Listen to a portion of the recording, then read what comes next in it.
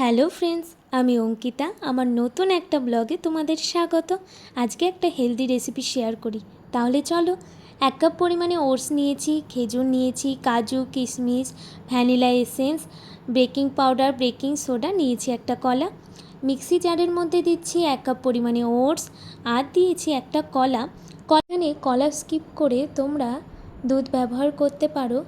দিয়েছিলাম সামান্য পরিমাণে কোকো পাউডার, খেজুর, কাজু, কিশমিশ সব কিছু দিয়ে baking powder, baking soda half চামচ মতো দিয়েছিলাম আর দিয়েছিলাম 1 চামচ মতো ভ্যানিলা এসেন্স। ভ্যানিলা এসেন্স কিন্তু কেকের টেস্ট আর স্মেল দুটোই ভালো আনে, তাই তোমরা অবশ্যই ভ্যানিলা এসেন্স ব্যবহার করো। সব কিছুর একটা পেস্ট বানিয়ে নিয়েছি। এবার আমি কাপকেকের মধ্যে অয়েল ব্রাশ করে সেই পেস্টটা দিয়ে দেবো। তোমরা এইভাবে একবার কাপকেক, প্যানকেক দুটোই বানাতে পারো, টেস্ট কিন্তু অসাধারণ হয়। এখানে গার্নিশিংয়ের জন্য আমি চকো চিপস দিয়েছি, তোমরা চেরি দিতে পারো, যে কোনো ফ্রুটস দিতে পারো।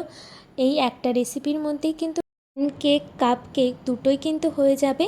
তোমরা অবশ্যই বাড়িতে ট্রাই করো আর আমাকে জানিও কমেন্ট বক্সে যে তোমাদের রেসিপিটা কেমন লাগলো। তারপরে ওটিজিতে 1 ঘন্টা রেখেছিলাম। আমার কেক পুরো কমপ্লিট।